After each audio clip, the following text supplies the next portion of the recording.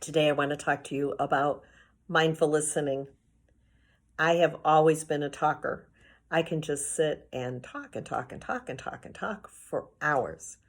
Does it mean that I don't think before I speak? I do. I also have a pretty good filter.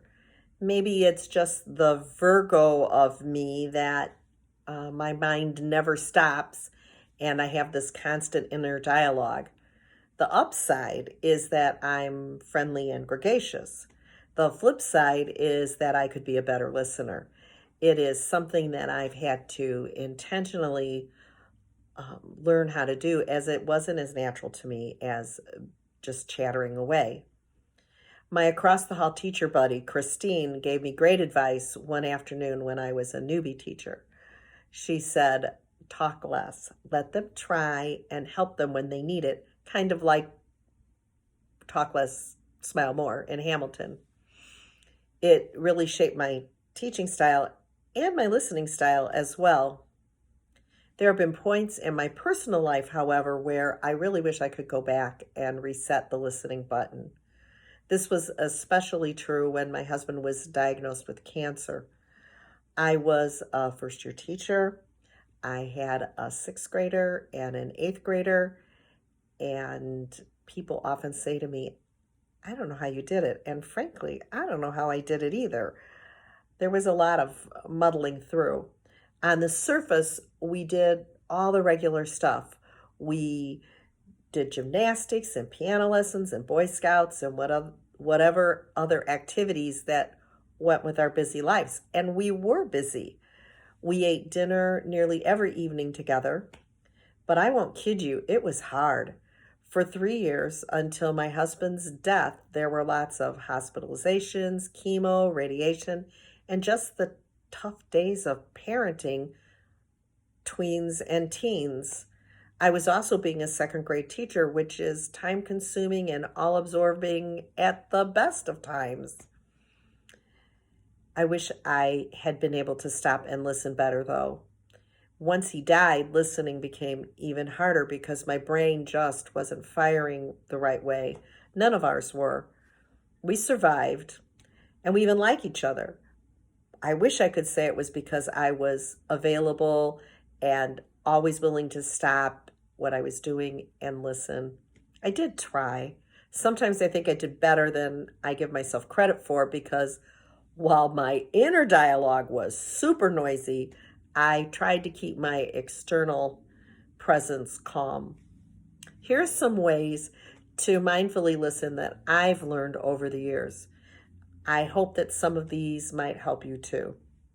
First, adjust your body when you listen. Put the phone down. If you're in a position to look the speaker in the eyes, do that. That being said, if you're a parent of a tween or a teen, driving in the car or taking a walk lets them open up without having to worry about the look that you're going to give them when they tell you what they don't want to tell you. Second, know what questions to ask. Instead of immediately giving advice, ask if they want to vent or if they do want advice. This is one as a mom that I still forget to do, and my kids are in their 30s. I want to solve everyone's problems, and I have advice for every situation. Sheesh. I just need to take a step back sometimes and listen to what the other person's expectations are of me while they tell me something. Ask how you can be of help. They may just want a listener, but sometimes lending a helping hand can be given. Think practically.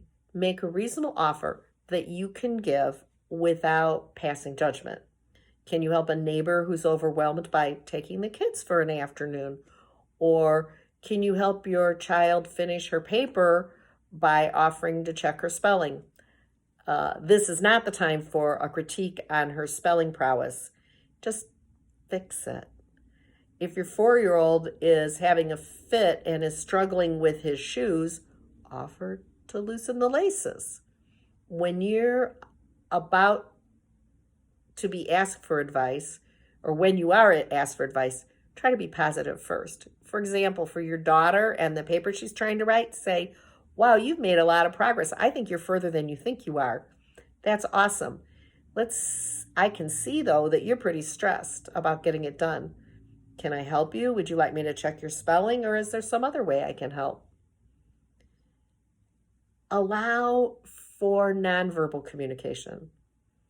I've known many kids who just stop talking when they're upset. It's like the connection between their brain and their mouth just shuts down. It's not meant to be disrespectful. Take a breath. Allowing that child to use a physical response takes the frustration out of the situation. A thumbs up to acknowledge that he heard you, accepting a nod or a shake of a head for a yes or no is okay. Just let it be the same as a voice. We have amazingly busy lives. It's so hard to stop and listen quietly. Here are some playful ways to practice listening skills with your kiddos. They work at home or in the classroom. You can listen to the room and beyond. Ask everyone to get quiet and then say, what noises do you hear in the room? After several seconds, ask, what sounds do you hear outside of the room?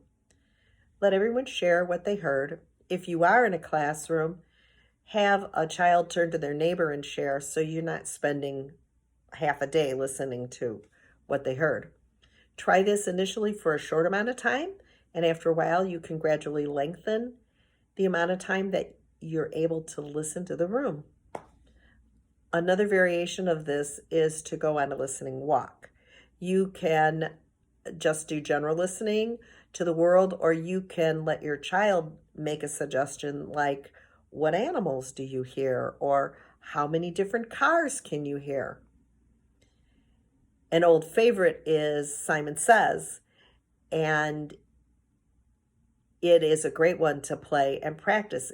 Allow everyone to have a turn being Simon, even the little guys. A similar game is Mirror Me, where one person is the leader and everyone else is the mirrors.